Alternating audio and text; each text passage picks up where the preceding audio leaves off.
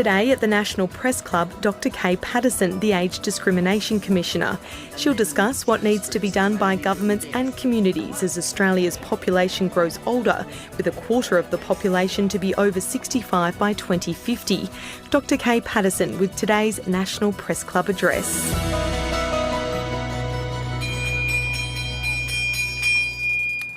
Good afternoon and welcome to the National Press Club of Australia here in Canberra for today's Westpac address. My name is Andrew Tillett and I'm the Foreign Affairs and Defence Correspondent for the Australian Financial Review and also the club's Vice President. Our guest today is Kay Patterson, Australia's Age Discrimination Commissioner.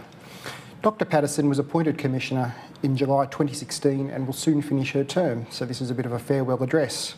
She is no stranger, though, to Canberra's corridors of power. Dr. Patterson was elected to the Senate in 1987 as a Liberal representative from Victoria and served on the front bench in John Howard's government and was appointed to Cabinet in 2001 when she became Health Minister and later Families Minister, giving her an insight into two of the Commonwealth's biggest spending portfolios. Successive governments have highlighted the demographic challenges that Australia will face from an ageing population, such as the impact on workforce participation and the spiralling budgetary costs of health and welfare spending. Just a couple of weeks ago, from this same podium, the current Aged Care Minister, Annika Wells, outlined the government's agenda for aged care reform. And our ageing population is also sparking debate about intergenerational wealth, superannuation concessions and home ownership. So Dr. Patterson's speech today is on building the right culture to accommodate Australia's ageing population and is very timely. Just a quick note, for regular viewers, our background is slightly different today. This is in preparation for Sunday's welcome to Canberra appearance for the Insiders TV show on ABC, so please tune in for that. But anyway, for today, you can follow the conversation on Twitter at PressClubAust or hashtag NPC. Please everyone welcome Kay Patterson.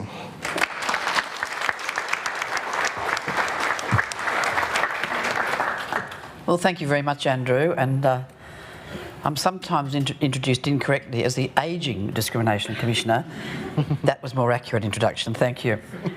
I want to acknowledge the Ngunnawal people, the Ngambri people, as the traditional custodians of the land on which we're meeting, and I pay my respects to their elders, past, present and emerging. I'd like to recognise in the audience, there are a lot of people, my godson and lots of family and friends, but in particular I want to recognise the Honourable George Brandis, who actually appointed me to this position almost 7 years ago. Thank you, George.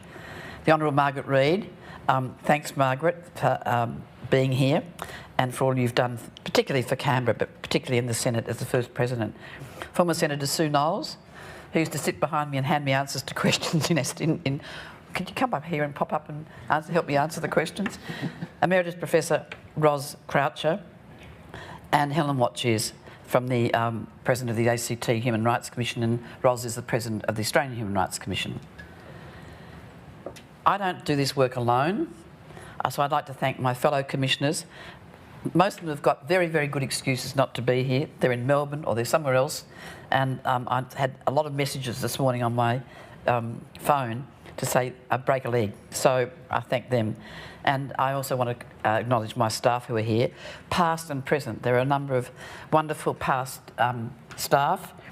In fact, Randall Markey and I have discovered we're living 125 metres apart. So I'm sure we'll reconnect again now. But I want to thank them for their support over the years.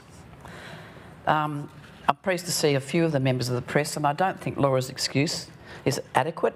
She's having a knee reconstruction today. She should have sent a question in. But I think I'll forgive her for not being here and wish her all the best. I've had a knee operation and it's not pleasant. When I came here last time, I did feel a little nervous. 20 years ago it was, almost to the month. And time has flown. But I feel a bit less like Daniela in the Lion's Den than I did on that occasion. I don't think the press is going to be quite so severe. Hopefully not, Andrew. As Australia's second Age Discrimination Commissioner, I just want to pay tribute first to my predecessor, the late Honourable Susan Ryan. Susan and I first met when we were senators in Old Parliament House. And on my appointment as a Cabinet Minister, she'd left Parliament, I received a very unusual letter, I thought, a wonderful letter. She wrote to me congratulating me on joining a small group of 8 Australian women. When I tell people in the Commission that I was the 8th Cabinet Minister, they hardly can believe it, how things have changed and how much more do they need to change. In her role, one of her major contributions was to highlight age discrimination in employment, and her report, Willing to Work, still has relevance 8 years on. She vigorously promoted the willingness of older Australians to work, and she supported me in my role, and we met usually about every 6 to 8 weeks, and her sudden death meant the loss of a great advocate for older Australians. The title of my speech today is Building a Better Cultural Inheritance for an Ageing Australia.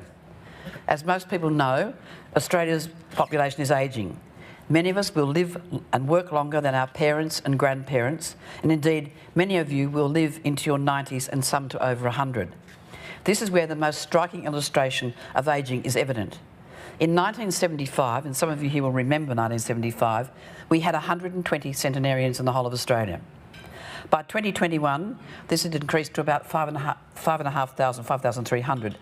And by 2041, just 18 years away, it's projected this will triple to 16,000 and 40,000 in 40 years from now. Some of you will be here 40 years from now, and there'll be a huge number of centenarians. Some of them may be you. In the next 20 to 30 years, the statistics indicate Australia is likely to experience significant demographic change. Our population will become the oldest it's ever been. The number of people aged 65 and over will double to 8.9 million. And people aged 85 and older will triple to 1.9 million. But the number of working age people is projected to fall. There will be the biggest transfer of intergenerational wealth in history. It's set to happen at the same time, with $3.5 trillion of assets likely to change hands in Australia alone, as the assets of the war baby, otherwise known as the silent generation, a misnomer, I believe, and baby boomers are passed on to younger generations. Their assets are passed on. Together, these events will have massive consequences. Possible imbalances in workforce and employment opportunities, pressure on particular sectors, including the provision of aged care, and an increased risk of elder abuse. This could be seen as a calamity or a perfect storm, or the opportunity for our country to lead the way in creating inclusive communities which celebrate diversity, including people of all ages. Very rarely do we hear in discussions of diversity about age diversity, age being included. Perhaps the circumstances will be all of the above, but irrespective, we must plan and invest in the outcomes we seek as a nation. In my experience, the greatest obstacle to capitalising on these opportunities is the insidious nature of ageism. Ageism underpins much of the age discrimination work we do at the Commission, so we are well placed in this human rights battle. In 2021, the World Health Organization released the Global Report on Ageism. It contains, I think, one of the best comprehensive definitions of ageism. Ageism refers to the stereotypes, how we think, prejudice, how we feel, and discrimination, how we act, directed towards people on the basis of their age. As Commissioner, I've made it my priority during my term to address 3 major manifestations of age discrimination: elder abuse in the community, age discrimination in the workplace, and older women's risk of homelessness. While I hold deep concerns and a commitment about the issues in aged care, it's not been a central focus in my role. This is because there is an Aged Care Quality and Safety Commissioner, etc., responsible for protecting and enhancing the safety, health and well-being of people receiving aged care services.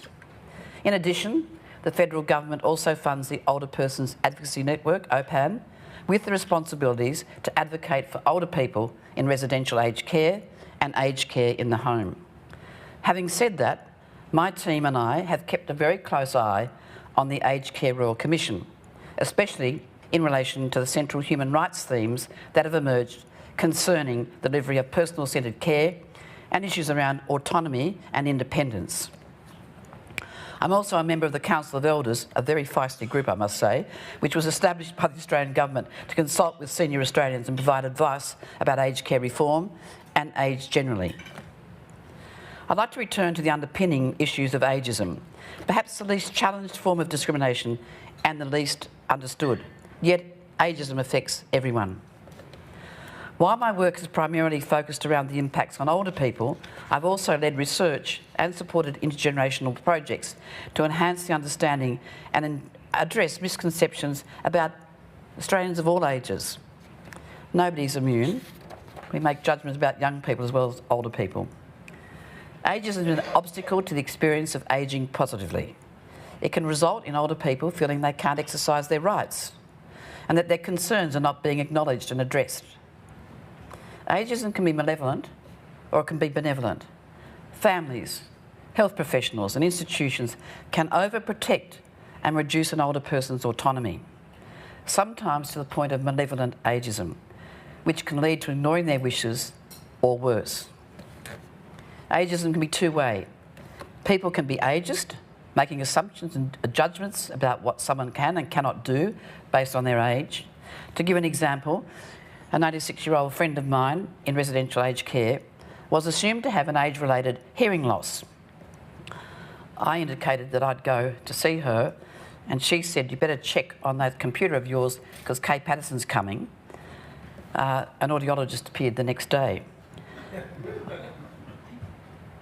The audiology examination found her hearing, not her hearing aids or her hearing was obstructed by impacted earwax. It was fixed, and gosh what, her hearing aids suddenly worked. It's the assumption that her loss of hearing was age-related and there's nothing much she could do about it. She was then able to listen to the television, make telephone calls. What a change. That was ageism at its worst. We can also have ageist views about ourselves, known as internalised ageism. This can have detrimental effects on our health and well-being. The domino effect is that older people may feel they can't exercise their rights or speak out to report abuse, and that was seen in the Royal Commission. This underpins their acceptance of elder abuse, particularly in its most rife forms of financial and psychological. Elder abuse can start with benevolent ageism, where attitudes tip the scales towards protection and away from respect for an older person's independence and right to make decisions. Some of us need to think about how we deal with our parents. I had to confront that when I thought I could make decisions for my mother. When taken to extreme, these attitudes can result in elder abuse, leading to real harm to older people, be it financial, physical, psychological, sexual, neglect, a combination of these, or sadly, even death.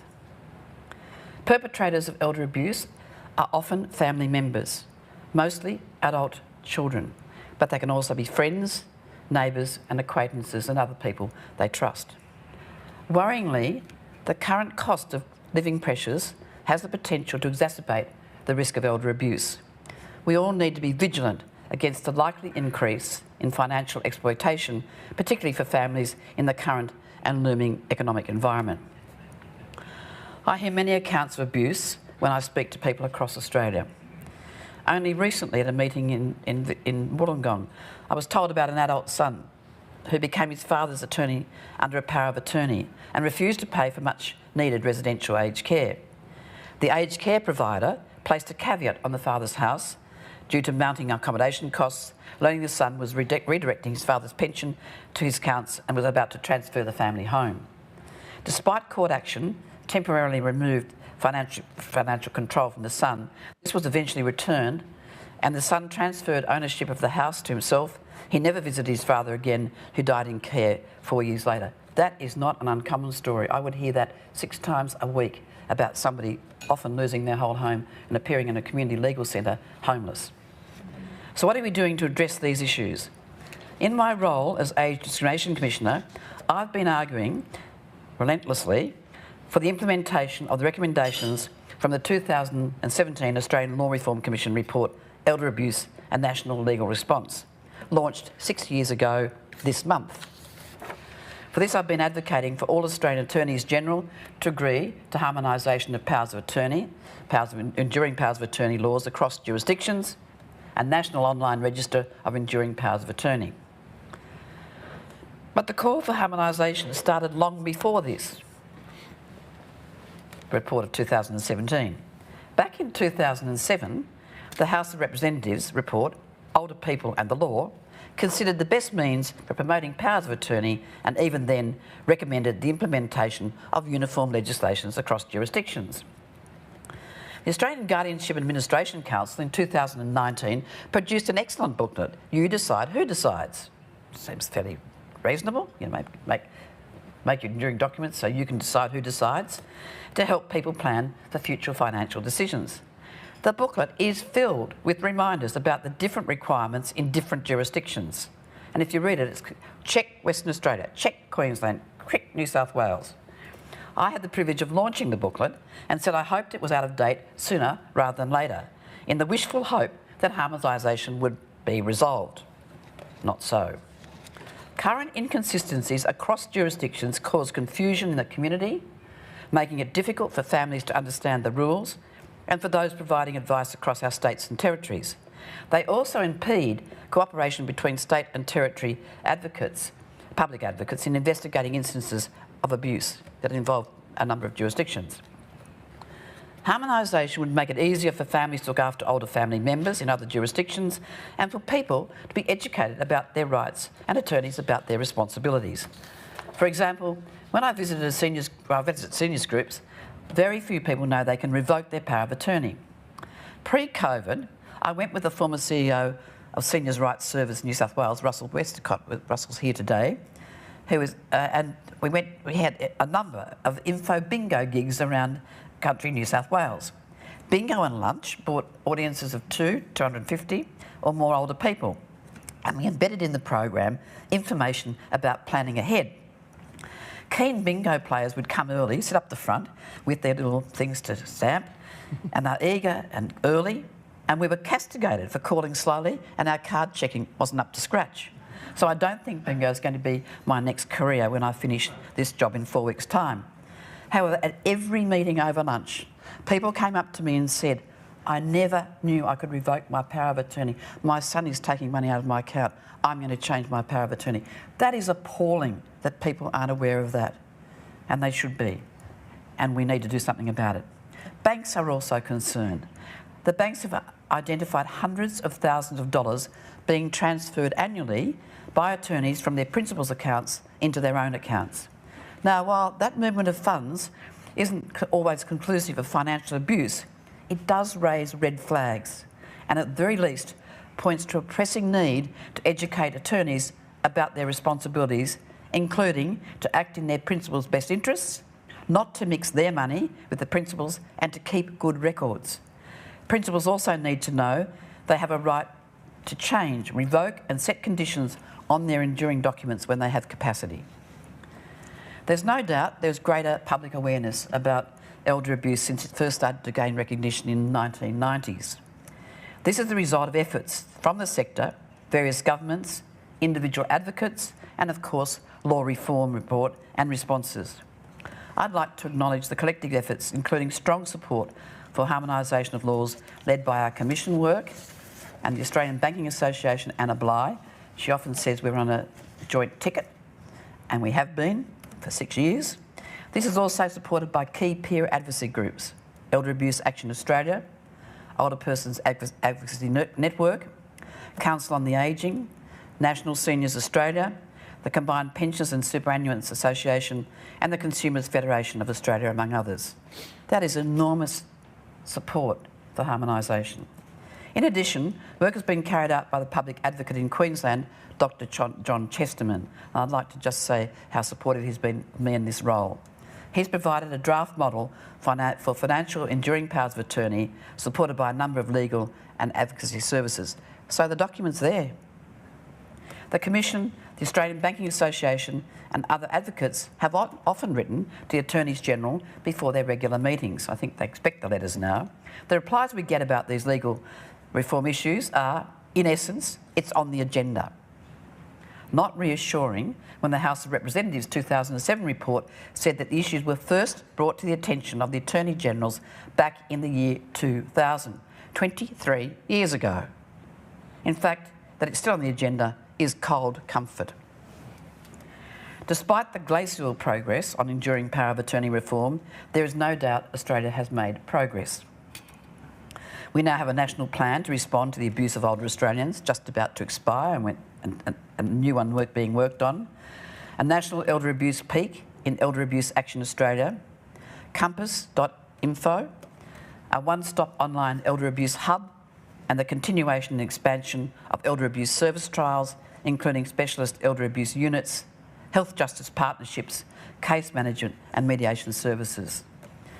We also now have a national elder abuse phone line with calls being directed to service providers in each state and territory. I strongly advocated for this number, 1800 353 374, which almost didn't happen. And my team and I have been raising awareness of it through various campaigns and activities. Calls to this helpline have been increasing steadily since its inception in 2019. This year's statistics so far indicate a rise of 28% compared with last year, meaning the call line is likely to record its greatest year of demand in 2023.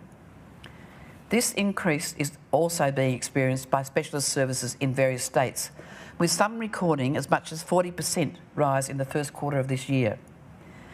It's arguable whether this is due to the rise in awareness about elder abuse and/or a rise in incidences. But irrespective, we must plan and take action to prevent the risks and occurrences. My team and I have continued to develop elder abuse awareness materials, including bookmarks, posters and social media tiles in 20 languages to raise awareness of the national phone line. Since 2019, we've distributed almost 500,000 elder abuse bookmarks to 49 partners across Australia. The Commission has also launched 3 elder abuse video campaigns on radio, television and social media, and getting amazing coverage to increase community awareness of the red flags of elder abuse and where to get support.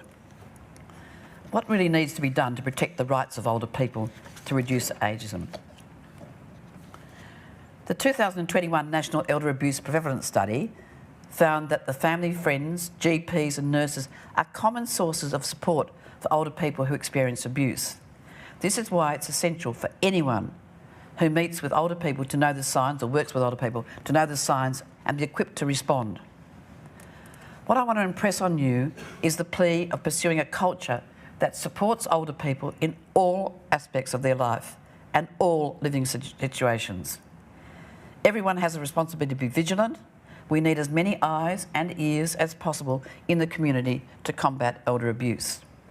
There are 5 simple steps we need to know. Understanding the flags, red flags, of risks of elder abuse. Helping other people understand their rights. Encouraging people to prepare planning ahead documents. Documents such as wills and powers of attorney are important tools for safeguarding a person's preferences as they age, not just when they're old. But I caution, they can also become instruments of abuse. It is critical that older people understand their rights and someone's appointed decision maker understands their responsibilities. We have built on this work at the Commission with the 2023 project, Have You Thought About Later Life? This is an education campaign in 6 languages which urges older Australians from a range of culturally diverse backgrounds to safeguard themselves against elder abuse by organising their important documents, and you can find the resource on our website. We need to help older people to stay connected. Isolation is one of the major risk factors in abuse, and we need to support them to know where they can get help. Time restricts me, but you can find more information about elder abuse on the website www.compass.info. In addition, be aware of internalised ageism. Professor Becca Levy of the Yale University identified a significant association between internalised ageism and deteriorating health outcomes. She asked her health and ageing class students to picture an older person and share the first 5 words that came into their mind. The responses included admiring words such as wisdom, creativity and roles such as grandmother. But senility came up a lot, stooped over, sick and decrepit. Despite this, Dr. Levy has found reason for optimism. By exposing people to words like active and full of life instead of grumpy or helpless, she's helped older adults in the way they describe themselves and obviously helped their students. I challenge everyone to undertake such a mission, to pursue a culture to reframe the way we all consider ageing about others and also about ourselves. Older workers. Australians are increasingly working to older ages. The average retirement age is rising and pensions eligibility is rising. Despite this, older adults face cumulative barriers to gaining employment, such as age discrimination, illness or injury, loss of confidence. Susan Ryan found that when women were turned down for a job, they were less likely to try again, for example. Lack of training opportunities and increased caring responsibilities.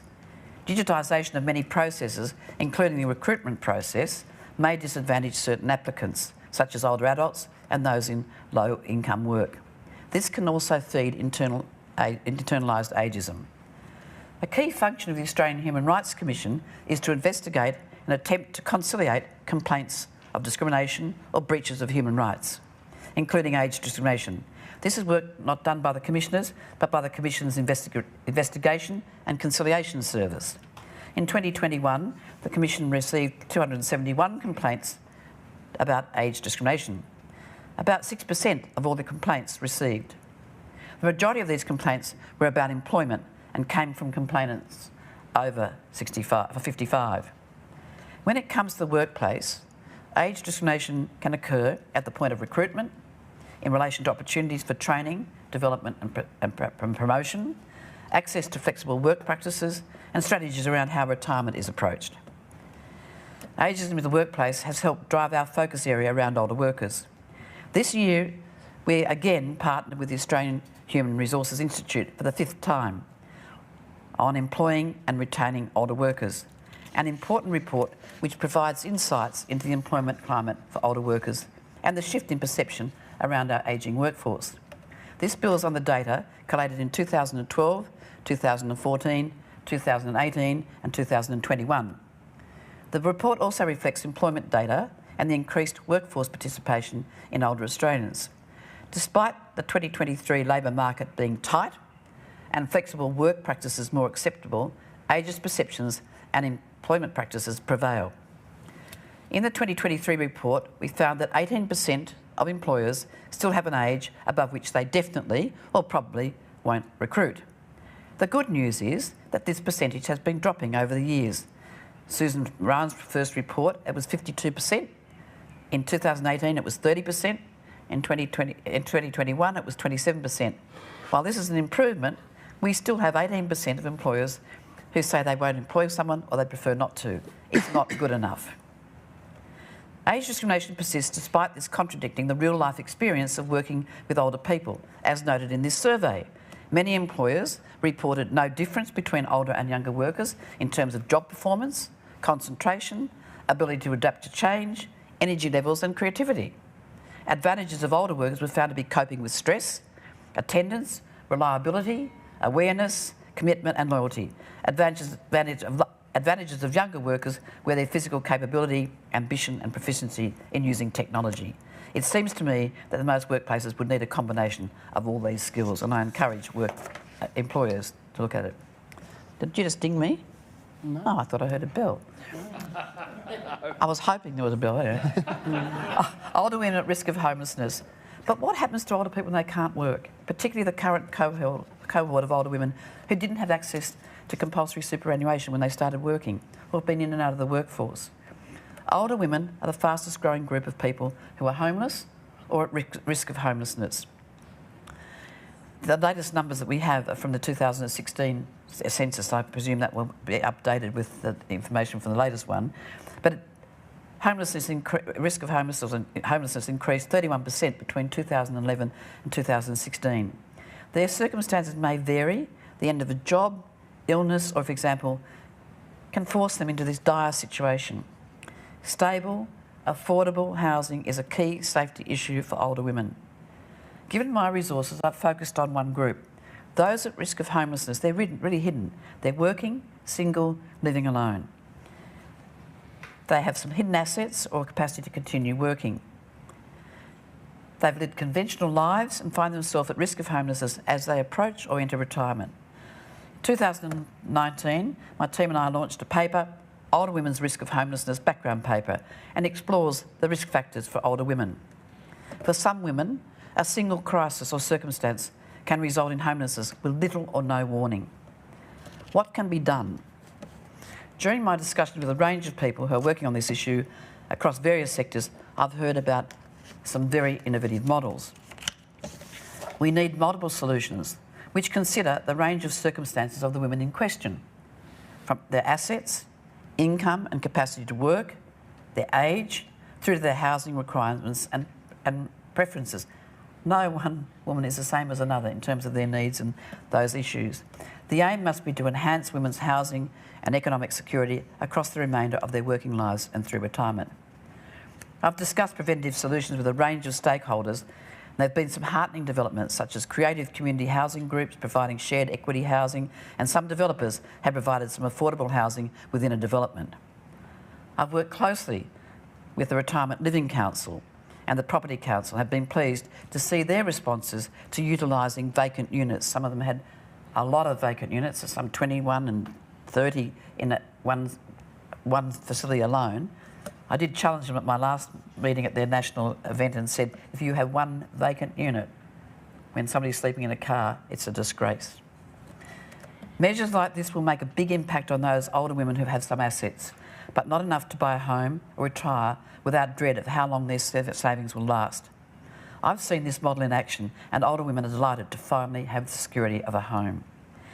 Developing practical solutions require engagement across sectors through all levels of government: property, finance, business, including banks and superannuation funds, self-managed superannuation funds, property developers, planners, the retirement living sector, through to the not-for-profit sector, including community housing and philanthropic organisations.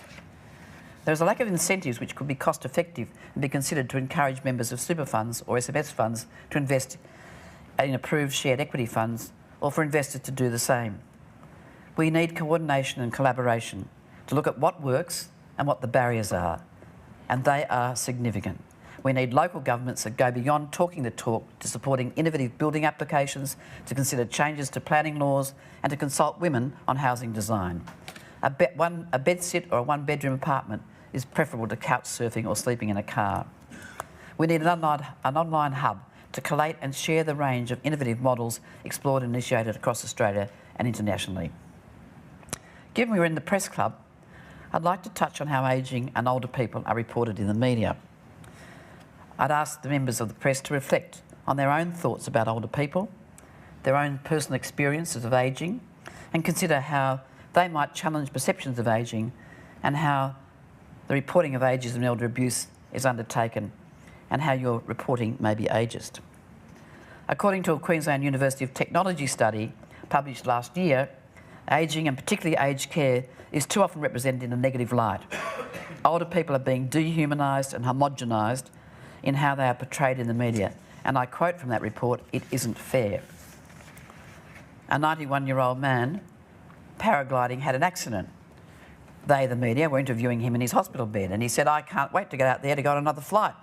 When I first saw that, this is a person in this research talking when they were being interviewed. When I first saw it, I thought, what an idiot, he should know better. But then I thought, he should do what he wants with his life. I shouldn't judge him and say he should be in a nursing home watching TV. We all can be ageist towards ourselves, towards others, and in jobs, even unconsciously.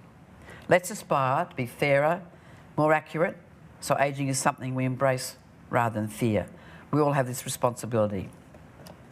At the Commission, we understand from the World Health Organisation's 21 Global Report on Ageism that education and intergenerational work are real antidotes in addressing ageism. We followed up with our report, What's Age Got to Do with It?, and with a new project called Changing Perspectives at Testing and Ageism Intervention. This work evaluates the effectiveness of educational intervention in reshaping beliefs and perceptions about ageing and older people. Among those providing services to older people in aged care, so we looked at 300 people who are working face-to-face with older people.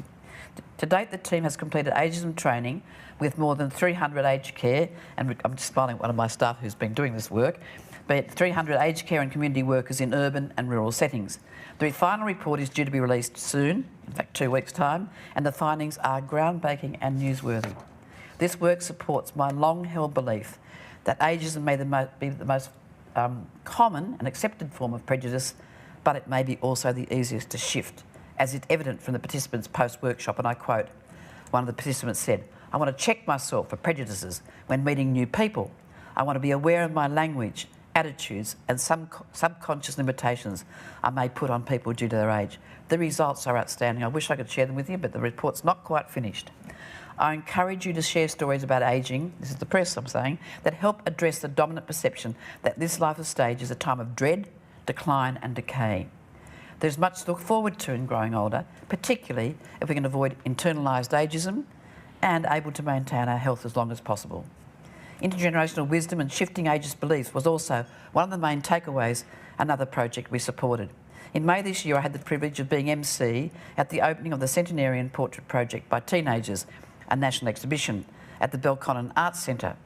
I've been involved with this project since its inception 7 years ago with creator and collaborator extraordinaire Rose Connors Dance, who's sitting there with us, is here today, and with one of the teenage artists, Rika. I was fortunate to meet many of the 465 centenarians and 465 teenage artists from across Australia who created their portraits, and I was involved at the opening of every state exhibition, one virtually because the plane was cancelled. I've been inspired by the magical relationships, the growing understanding between generations and the incredibly strong bonds that have developed between the centenarians, the families and the artists. The project counteracts ageing stereotypes. It highlights the rich tapestry of life in Australia, not only through the amazing artworks, but the stories uncovered by connecting younger and older people. One teenage artist said, "My biggest takeaway from this is ageing is an opportunity for new experiences. It is a fact of life. It's a fact of life that should be embraced and not ignored." The exhibition is still on and closes this Sunday on the 2nd of July. So I recommend you, if you haven't been there, to go out to the Belconnen Arts Centre. Human rights don't diminish with age. We must put older people at the heart of the ways in which we interact with them. We can pursue a culture which supports older people, particularly when it comes to their care. The impending wealth transfer and our ageing population create opportunities for our country to lead the way in creating inclusive communities which celebrate diversity, including people of all ages. We must plan and invest in the outcomes we seek as a nation. We must build a better cultural inheritance for an ageing Australia. I've focused on ageism, as the WHO has found. Ageism is highly prevalent. However, unlike other forms of discrimination, including sexism and racism, it is socially acceptable and usually unchallenged because of its largely implicit and subconscious nature. Let's challenge that. Ageism may be the least understood form of discrimination, it is pernicious and it's pervasive. But as our research has found, it can be shifted. I'd like to see more collaboration from governments, philanthropy, the private sector and the media to address this challenge. Ageism is the underlying cause to most of the age discrimination areas we work on at the Commission. The results have devastating impact on our community, including older people who want to continue work and older women who would like the security of a home. These are issues which can and should be resolved. Elder abuse is a wicked problem. It has serious and often devastating effects on health, well-being, dignity and autonomy of older Australians. However, and wherever it manifests, and regardless of the reason, elder abuse has no place in our community. One of the biggest policy changes that would have the most impact on elder abuse would be nationally consistent enduring powers of attorney across jurisdictions and a national enduring power of attorney register. Individually, we also have responsibilities to ensure that we are aware of the rights of older people, have documentation in place to protect our rights, and if you haven't, go and put a notice on your fridge and get your enduring documents done.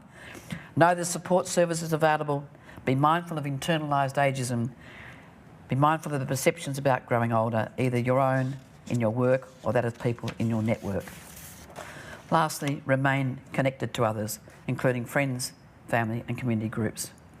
My term as Commissioner concludes at the end of July, but I will keep a watching brief and keen interest in the advocacy issues for older people experiencing age discrimination. This includes the progress of enduring powers of attorney harmonisation on the agenda now, and I repeat, for 23 years. The future work of the Australian Human Rights Commission and the progress we all make in addressing ageist perceptions to combat experiences and risks of elder abuse. Together, we can build a different cultural inheritance for an ageing Australia. And in fact, we must.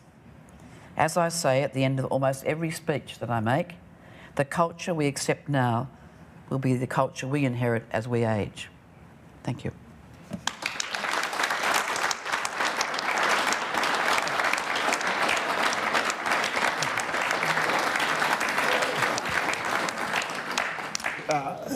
Thank you very much, Dr. Patterson, for your speech there. I think it's something we can all relate to because we're all getting older.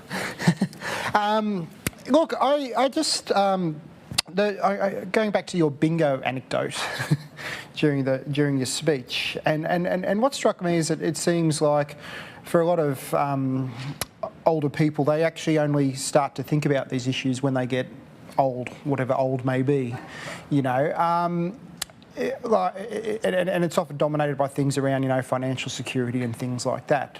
And it doesn't maybe look at those, you know, questions that go to what your rights are and things. What sort of, I guess, education does there need to be, perhaps, for people to get in the idea of thinking about these issues before they get to being old? And perhaps having to make these decisions and find out about this in a rush, you know, because of their circumstances. Well, thank you very much, Andrew. I've found a great friend in Brian Hurd, a lawyer in Queensland, who has been agitating about these issues for a long time. And when the Law Reform Commission report was launched, he was on the radio saying, well, nothing will change. So I decided I better disabuse him of that and rang him. We've become firm friends since. And he's a great advocate and has all his clients, his expertise in elder law. And he does contribute. He's written a book called How to Avoid the Ageing Parent Trap. And I think it's worth reading. There are lots of things in there that I learned reading it. And he actually gave his 18-year-old daughter a present wrapped with a bow on it, and it was a token or a letter saying that there was money for her to go to another law firm to have her enduring documents done because she should have them the moment she turned 18. You can have an accident, you can fall, and if you haven't got a spouse and there's nobody directly there or for other reasons, the public trustee suddenly has you, and they decide, not you. And so I would say to everyone, whatever their age, you should have your enduring documents in place. It's absolutely vital. Anything can happen. You can have a stroke at 25, an accident at 30, and people sometimes leave it too late to make their decisions. And so it's not just older people, it's all of us should take responsibility for ourselves and have our enduring documents in place. But it's very difficult to educate people about what they're allowed to do and what they're not allowed to do because the states all differ. And so if we had harmonised powers of attorney, you could educate people. We just did a toe-in-the-water piece of research with 5, I think 6, I can't remember, Jackie, 6 I think it was, 5, called groups, non-English speaking, as not having English as their first language. They knew about wills, they knew almost nothing about enduring documents. That's appalling. That is appalling, because their rights will be taken away from them if they haven't got their documents in place, probably taken away. So it's absolutely vital for educating the core community, for educating people with responsibility, their attorneys, for the rights. I was never told as an attorney what my responsibilities were. We need to have education, but we need harmonisation. I'm going to harp on it for my last breath because it's so important. And I would call on the Attorneys General to do something about it. Don't just put it in the next national plan or say it's on the agenda. 23 years is long enough. And just before I turn over to the questions from my colleagues, but you talked obviously about the insidious nature of ageism. How much of it is down to, I guess, what you'd call maybe a culture of intergenerational resentment? We often hear about how the baby boomers had it so good in terms of things like they could afford to buy a house. It's a debate we see today. Probably more secure employment, free university education, those sorts of things. I mean, is there a sense of that you pick up that younger people are sort of like, you know, well, time for the boomers to get a bit back, sort of like a, you know, give them a bit of a kick sort of thing because they've had it so good? That's an interesting view, because in our What's Age Got to Do With It report, one of the really interesting findings was there was a sense of understanding between the generations that sort of World War III didn't come out, that they said, well, it was different for them, and that group had this issue, and this group had that issue, and also the older people said, well, it's different, but you've had more opportunities for education, for example, and there was this deep understanding, and I think that was one of the outcomes of that research that was heartening to me, that the intergenerational relationships aren't as dire as people say. And, you know, I think people get that at different periods in time, there are different benefits. I mean, you know, I was born in a time when you didn't have antibiotics. You know, there are just differences for generations. And I think that piece of research, and I'd love to see some more in that area, I think broke that down, that sort of thought that there's a war going on. And I think the press doesn't help that. And I think there's a real responsibility for the press to actually look for where there's stories of good stories between younger and older people, because I think that piece of research got some coverage, but not a lot. Okay, thank you. Our first question from the floor, Natasha Chrysanthos. Thanks, Kate. I'm from the Sydney Morning Herald and The Age. I had two questions. First, continuing on the theme of elder abuse, I was wondering what you thought around the kind of increasing legislation, or legalisation rather, of voluntary assisted dying, and whether, particularly considering dementia projections, this presents any concerns or risks, and whether you think there are adequate protections there given the dynamics that you talked about. That's an issue that's been raised as VAD has increased across most of the haunted jurisdictions in Australia. And only the other day with the Council of Elders, we were, I think, having a discussion, a general discussion, not in the meeting, but in morning tea and afternoon tea.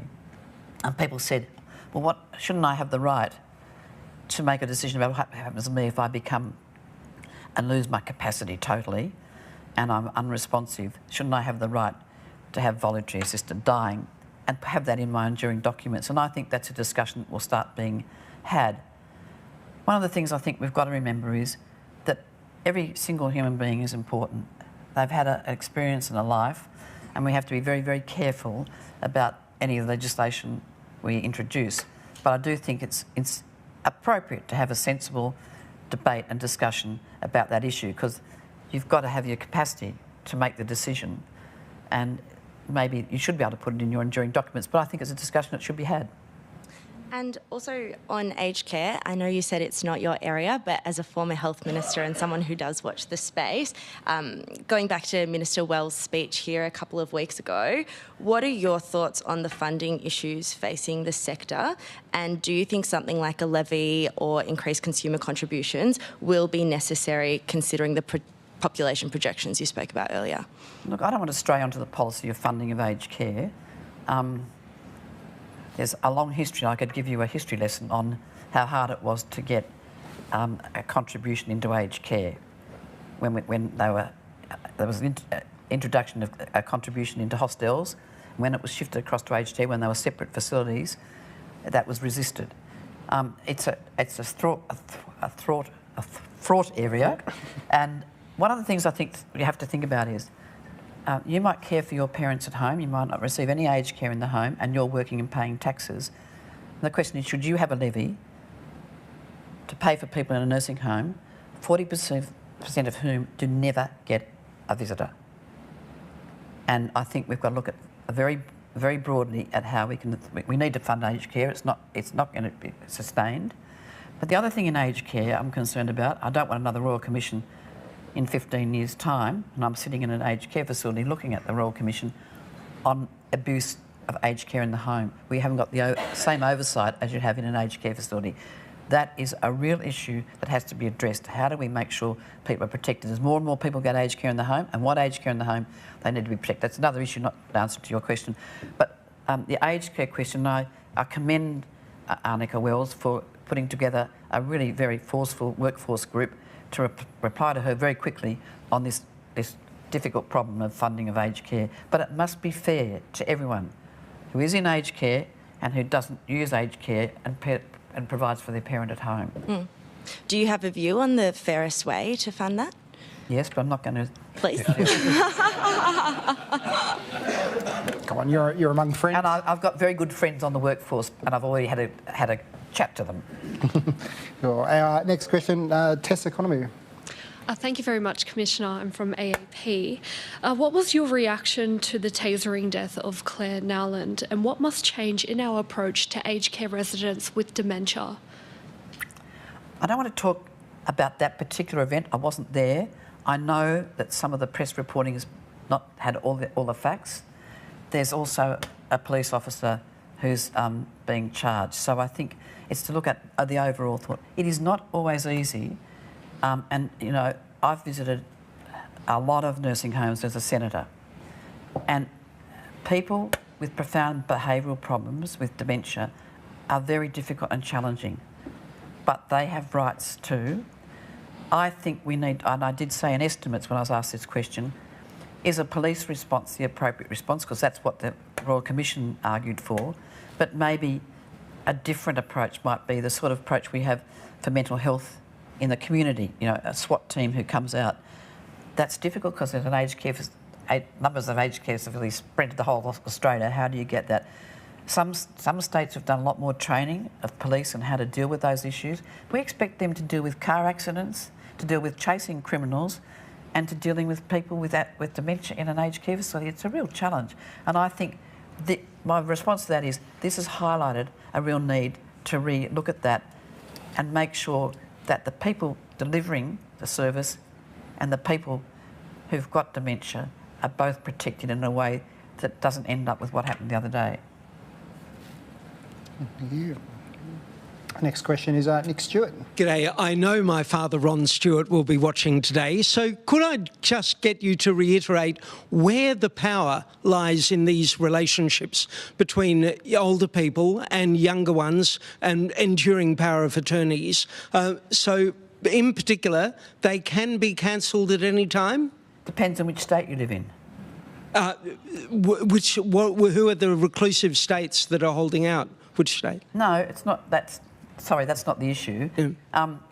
The issue is if you had a harmonised power of attorney, the rule about revoking. Some, when you rewrite your power of attorney, it's revoked automatically. Others you have to revoke. Now that's, you know, it should be able to just say to people, you can revoke your power of attorney by redoing it, or you can revoke your power of attorney. One rule, look, we only 25 and 26 million people. We can't actually organise powers of attorney. It just blows my mind, you know. And then you can't educate people about that role. You can't educate. People think, oh, it's okay if I just take a bit of money out of mum's account because I do more for my brothers in Queensland. Well, no, that's not how it works. You know, you don't mix your money with the principal's money. And the banks have got a concern as well. Somebody comes in and says, I have my mother's power of attorney. They don't know whether it's up to date or not. And that's one of the things they say to us. If only we had a register, we could say, sorry, you don't have your mother's power of attorney. They're in a dire situation. And I have to say, some of the bank officers go beyond their remit. You know, they're working in a country town. They know that this is happening. They know the son. He's coming in and out, taking money out. They don't think he's got an up-to-date power of attorney. They'll sometimes ring the customer, the principal. Yeah, but they're in a very difficult position. And somebody comes in and says, I'm here with my mother, I want to take $50,000. She wants to take $50,000 out. The bank will say, would you like to speak to the manager on your own? Yes, but if I don't see, I won't get that, I won't see the grandchildren if I don't give him the money. What does a bank do then? I mean, it is really challenging, but having a register would actually reduce some of those people not misusing a power of attorney, misusing a power of attorney that doesn't exist or is out of date. Because we are only a country of 26 million people, should this be a national issue that the federal government takes responsibility for? I've been trying to make it a national issue for 7 years, and the House of Reps had it, and 23 years ago it was on the attorneys. If you can do something about it, if the press can press for it, it should be done. It is difficult, but it's possible, and it's one of the major things that can be done to avoid reduce the likelihood of elder abuse, especially with this $2.5 trillion transfer of wealth. So a task for Annika Wells? No, attorneys general. Oh. Thank you. Back to Tess from AAP for Thank you very much. Should eligibility for the National Disability Insurance Scheme be expanded to people aged 65 and over? If not, why not?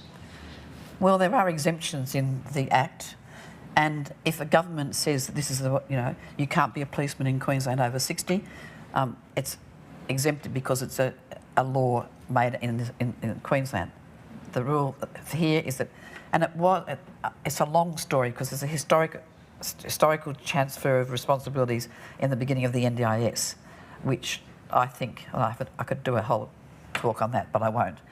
It is difficult, and it's an issue that there's a class action at the moment about it. Ben Gauntlet and I have written to the Attorney General, talking about Attorney General Health Minister about that. There's a limit to what we can do in discrimination because it's a legislated age gap.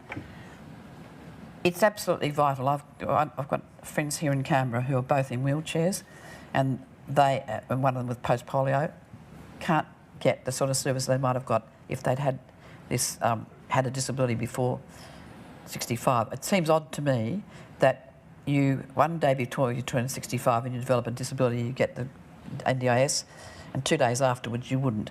And I think the class action and the pressure that's on now means that we should be looking at, and it's often about aids, about wheelchairs and all sorts of things. I think it needs resolving. Thank you. Our next question is from Randall Markey, probably his first one since he was Bureau Chief at the West Australian. I think that's right. Long time member of the National Press Club, and I should, in the interest of full and frank disclosure, say that I did work for Dr. Patterson. I had the privilege of working for Dr. Patterson some 20-odd years ago. Thank you for your speech. Look, we've heard about elder abuse and age discrimination and perceptions that it's not fair. There is some perceptions, as you've talked about age being indulged and indulgent and privileged. I just wanted to ask, and you have been asked the question about aged care and sensibly probably steered clear of that, about the funding. I wanted to ask about some local latest developments about the so-called Bank of Mum and Dad and also HEX fees. I increasingly hear of some people who are able to have pressures from children and others to pay these things. I'm just wondering if you've come across this, or you're aware of this. Is it an issue of increased pressure, and does it sort of affect the retirement status of people trying to juggle all these things? It hasn't been raised with me officially. I've read about it. It's not just about HEX fees. It's about, during COVID, people, a son or a daughter moving back in, oh, Mum, this house is too big for you, you need to sell it so I can buy something because our marriage has fallen apart. There's pressure after pressure after pressure to actually get inheritance early. I think there are a number of factors. One is that generation has accumulated, not all of them, but some have accumulated wealth. The other thing is that I've lived 11 years longer than my grandmother, nearly 10 years longer than my mother. People are living longer than they expected. Their parents have lived longer than they expected, and maybe thought, oh, well, Mum and Dad will be dead, I'll get half the house, my sister will get half the house, and we can manage this mortgage. Well, we shouldn't plan for that. We know that longevity is increasing, and people are fit and well and say, well, this is my home, and I want to live in it the way I want to live in it, and it's none of your business. So I think it's not just the HEX debt, but I think it's all sets of other debts that put pressure on families. And there's lots of psychological abuse. If you don't do this, you won't see the ground. If you don't do this, well, we won't come and visit you. And that's incredibly powerful. Grandparents' relationship with their grandchildren is an incredibly strong bond. And to be threatened that you won't see them, well, what am I going to do? I'm most probably going to cave in. And I think we all need to be responsible for seeing red flags like that, but also in looking at our own behaviour, because sometimes we can be ageist in ourselves. Thank you. At the Human Rights Commission, you're at the pointy end of discrimination debates in this country and things like that. Also, being a former minister, you've got a good understanding of policy. We've currently got a debate, obviously, around the voice.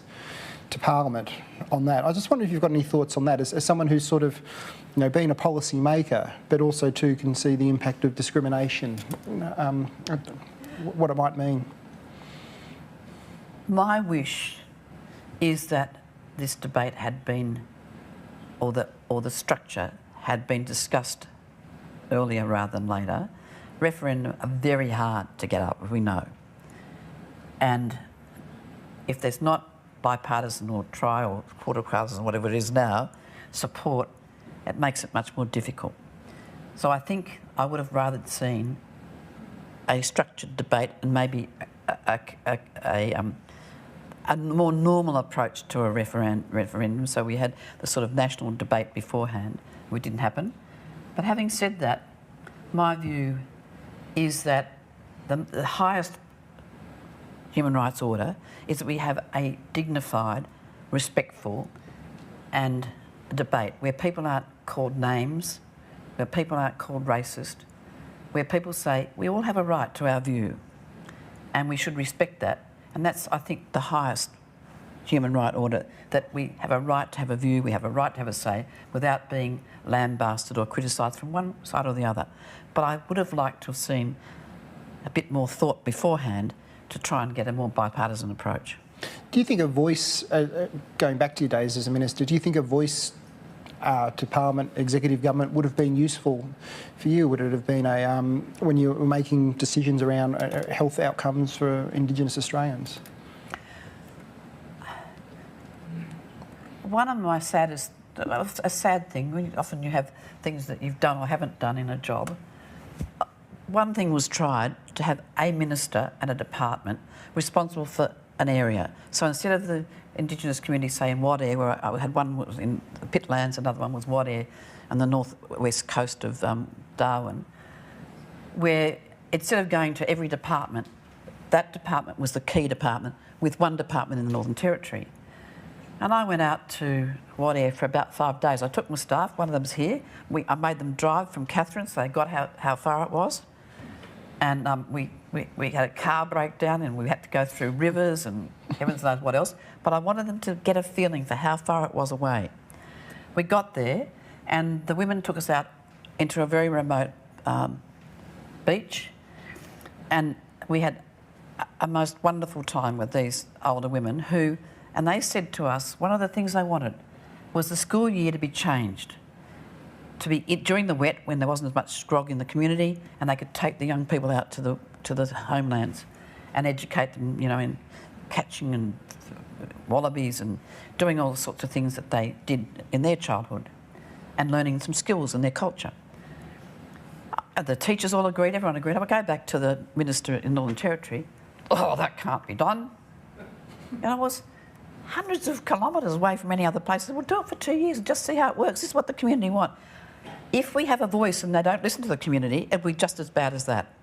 And so the important thing is that, and the people who need to be heard are the people in remote and rural communities. It is a disgrace, some of the things I've seen in remote communities. People who haven't been out to them would be horrified at the price of cabbages, at the fact that the dogs and animals aren't treated and have ulcerated uterus hanging out and kids touching the dog. It's terrible. And we should hang our heads in shame. Whatever we do, it's got to work, because it is far too long that particularly people in very remote communities have been treated the way they've been treated. I am ashamed, as should everybody else who's been involved in policy, that somehow we haven't got it right. I hope this is right, because otherwise it's going to be in the Constitution forever. But I do hope that people in very remote communities get to have their say, because it's no good flying in and flying out. We've got to have people who are there on the ground and making sure. I mean, I just looked at some of the places and looked at the shops, and there just wasn't proper food there. I went to one place where there was an Indigenous leader who was tough, and she had an Indigenous person running the shop, and they had food that they'd cooked, they had people classes. That community was zinging along. And so when you get a community that has that leadership and has the support, you get changes. But I just I just hope and pray whatever we do, we get outcomes and results, because it's those people that we should feel very, very responsible for. Thank you. Our next question, Maurice Riley. Thank you, Commissioner. I'm asking this question for Tim Shaw. What advice do you have for the new Commissioner? Well, I don't know who the new Commissioner will be, because it closes, anybody who hasn't applied, it closes on Friday. And I hope I'll be like Susan Ryan. Okay. Susan was there for me when I couldn't go to something. If she could get an airfare or get transport to the place, she went for me. I just think that I'd like to be helpful. I want to see what things they want to focus on, and then if there are things that I can do outside of that. But I don't think it's the role for an ex-commissioner to take on an area that the new commissioner is involved in. But I do have some. I've been making notes. Harmonisation of power of attorney is the first one on the list. And our final question for the day is for Rika. Unfortunately, I don't know her surname. But Jammer. Generational relationships as a way to combat ageism. What do you think are some key initiatives that can facilitate these kind of relationships, and how do you see these programs benefiting the community? Hi, my name's Rika. I'm an artist involved in the Centenarian Portrait Project for teenagers. Sorry.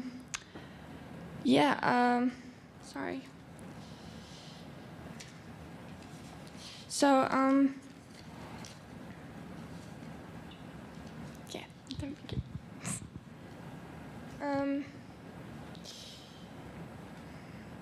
Sorry, I'm not very That's organised. okay, Rika. Let me just say to people while Rika's looking for that, I have met some absolutely wonderful young people who've been doing the portraits, and the portraits, some of them, are just amazing. I think somebody in 30 years' time will have a very valuable portrait when one of the young people now is a triple winner of the Archibalds. And so one of the gentlemen said when he got a sketch, one of the precursor sketches one of the boys did, he held it up and he said, "I'm going to hang on to this, it could be worth a fortune." Rika, you ready? Yeah.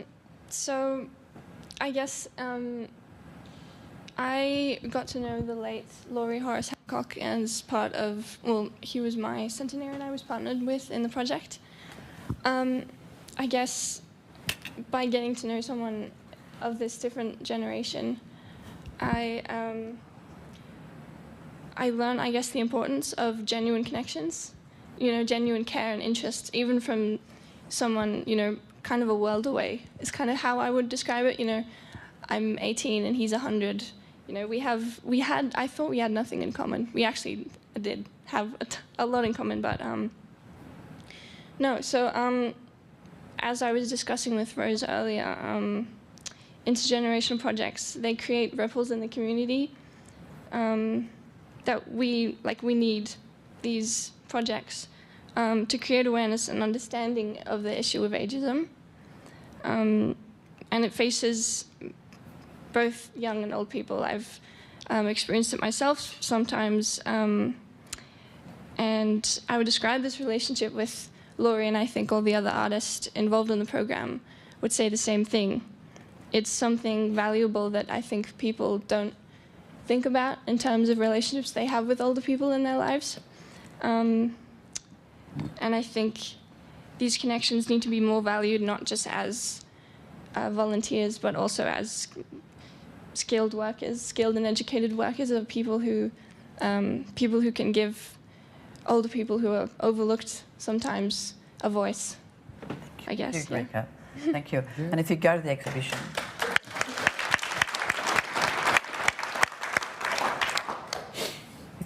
exhibition, you'll see Rika's painting of her centenarian done in green oil pencil.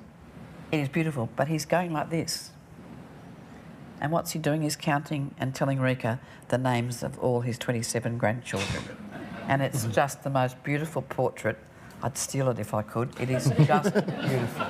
And Rika is one of the Canberra artists. We had Canberra artists here who all of whom their paintings appeared on the exhibition. If you haven't been, I've got it. Max, could I say something? Max Burke's here, my sister-in-law's uncle, and who's a neighbour, dragged in everyone I knew. Max was head of Arts Council of Australia. He wrote me a text message and said, I've been to hundreds and hundreds of art exhibitions. This is the most uplifting of the arts exhibitions I've been to. What, Rose? How wonderful is that? You should meet Max. He's not easily pleased. And for him to say that, I jumped with joy and sent Rose the email. So thank you, Max, and thank you, Rose, for all you've done. 465. That's 4 times the number of people that were centenarians when I was finishing my PhD, that she has met with. You go to those paintings, you'll say, that's Jack, and his artist was Melinda, and they did da-da-da-da. The whole 465 she knows by name. And she's just received a grant from DSS to do a music program in Victoria. So all the antidotes for ageism are education and intergenerational activities. This one's doable. You could do it in your local community. You could have school kids going into aged care and doing some activity with older people in a meaningful long-term way. This just didn't go in and walk out. They did lots of visits. They did some training beforehand with Rose. It was a whole project. So congratulations, Rose, and congratulations, Rika. Thank you. And on that uplifting note, thank you very much for your time today, Kay Patterson. Please accept our gift of membership to the club, and please, everyone, thank you, Kay, for appearing. There you go. Thanks very much. Thank you. There you go.